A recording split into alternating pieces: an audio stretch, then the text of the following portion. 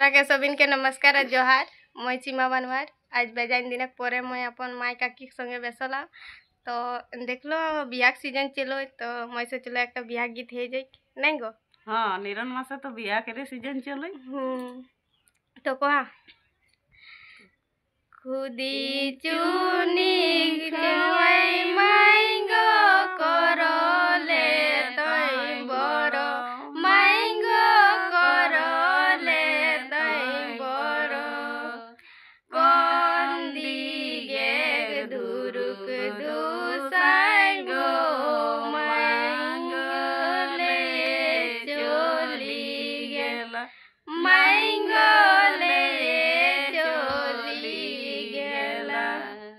कांदिसना कांदिसना मांगो हमर मने करी मांगो हमर मने करी जाकरे दारो लाहे गो माई सहिले गेले मांगो